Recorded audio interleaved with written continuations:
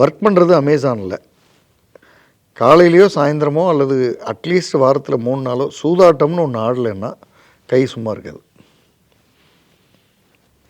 சரி, சூதாட்டம் ஆடினா 10 முறை ஆடினா 1 கோடி போகும். 10 முறை ஆடினா 1 கோடி போகும். இந்த 10 முறை ஆடினதில் ஒரு முறை 13 லட்சம் வரும்.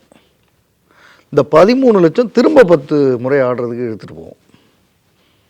இப்படியே எடுத்துகிட்டு போய் 5.25 கோடி கடனில் ஒருத்தர் உட்காந்துருக்காரு.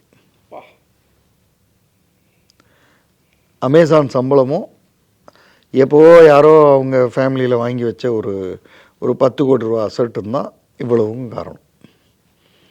பார்த்துக்கலாம் சார், சொன்னால் ஒன்று நாளைக்கே அடைச்சிடலாம், ஒன்றும் பெரிய விஷயம் இல்லை, இன்னும் 10 தடவை விளையாண்டா வந்துடும், அப்படி தான் இருக்கார். ஆனால் அவர் இறந்துட்டார். அவர் இல்லை, அவர் முடிஞ்சார். இந்த மனைவிகளோட நிலைமையை யோசிச்சு பாருங்கள்.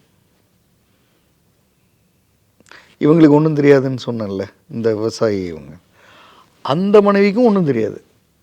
சார் நல்லா சம்பாதிக்கிறார், என்னை நல்லா வச்சுருக்காருன்னு நினச்சிக்கிட்டு இருந்தேன் சார்.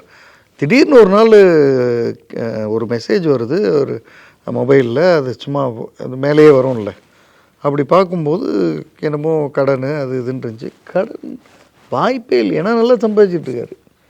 கடன் வாய்ப்பே இல்லைன்னு ஓப்பன் பண்ணி பார்க்குறேன். அதுக்கப்புறம் நான் அந்த செல்ஃபோனில் போய் எல்லாத்தையும் பார்க்க ஆரம்பிக்கிறேன், மெயில் எடுத்து பார்க்குறேன். எல்லாத்தையும் பார்த்தா இவ்வளவு கடனை வச்சுட்டு ஒரு ஆள் போய் சேர்ந்துட்டாரு. நான் இந்த வாழ்க்கையை எப்படி வாழ போகிறேன்? ஒரு பக்கம் ஒருத்தர் கடனை வாங்கி வச்சுட்டு உயிரோட பக்கத்தில் இருக்கார், ஒரு பக்கம் ஒருத்தர் போயிட்டார். போனவர் அமேசானில் வேலை பார்க்குறவர் அல்லது வேலை பார்த்தவர் அல்லது வேலை பார்த்தவர்னு அவரே சொல்லிட்டார். பார்த்தாரா என்னன்னு கூட தெரியல இப்போ இதையெல்லாம் பார்க்கும்போது.